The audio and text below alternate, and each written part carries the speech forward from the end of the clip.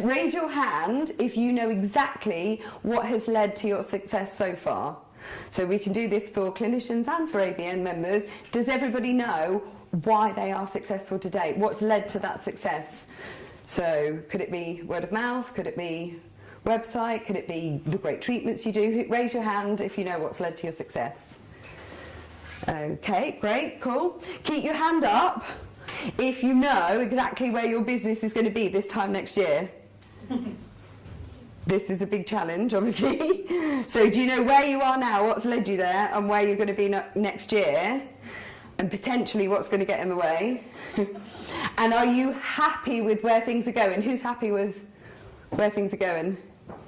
Okay, so we've got the lady down the front, she's totally in control. Brilliant. And the business people are as well. Excellent. So everybody else, let's say there's an air of, perhaps I'm not quite sure, and that's part of what I do, is help people establish that path. Where are they now? Where do they want to be? What's getting in the way? Let's sort out a plan of action to make sure you achieve that. Richard? No. So the key to sustainability, who's heard of Warren Buffett?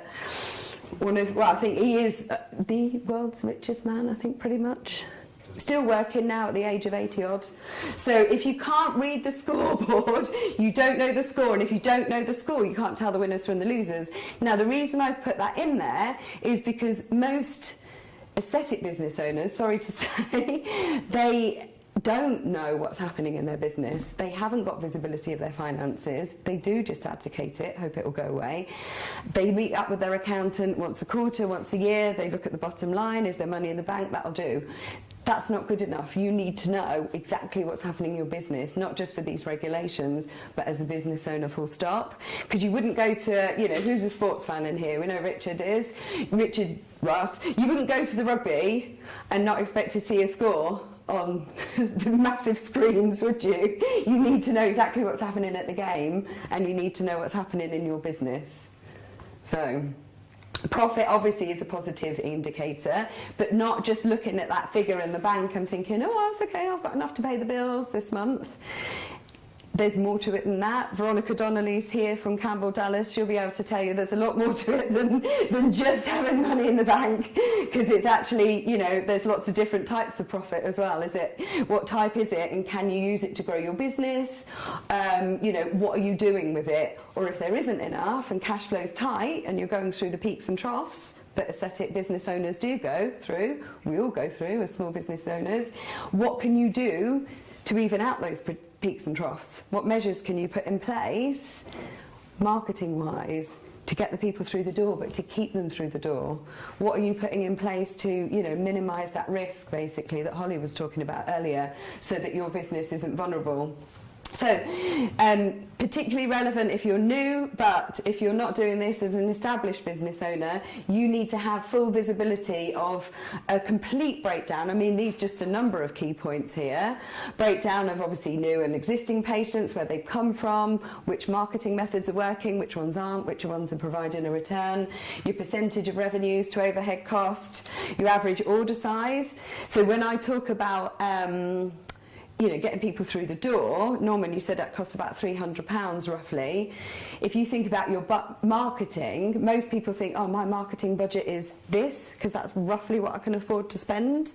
But actually, if you think of it as, it's going to cost me £300 to get a patient through the door, but that patient's going to be worth to me £3,000, then you won't mind spending multiple amounts of 300.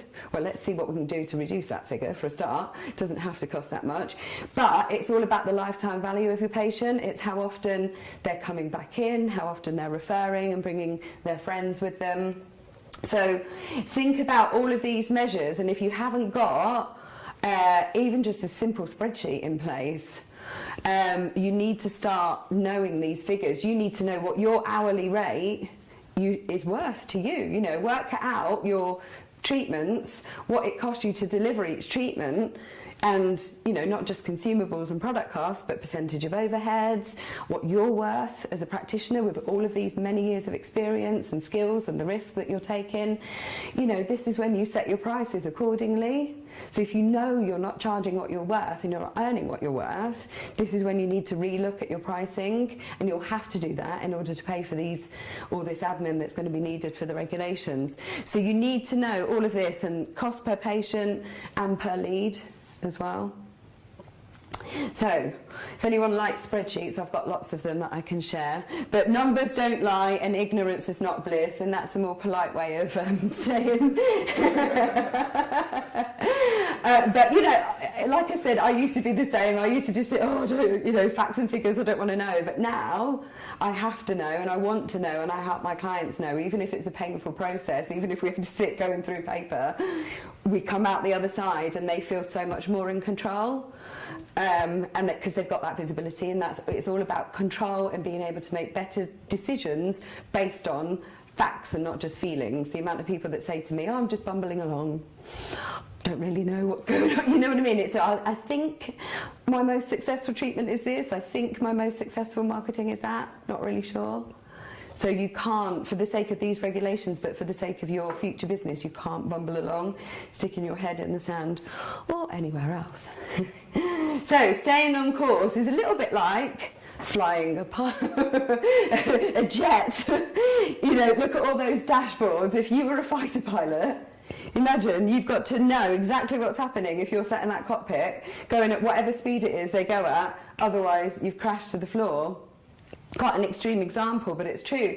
And it's the same as a business owner. If you haven't got visibility, it's like driving a car without a dashboard. You don't know when you're going to run out of fuel, when you might crash, you know, what's happening basically. So just getting visibility and staying on course will help you as you go through these regulations.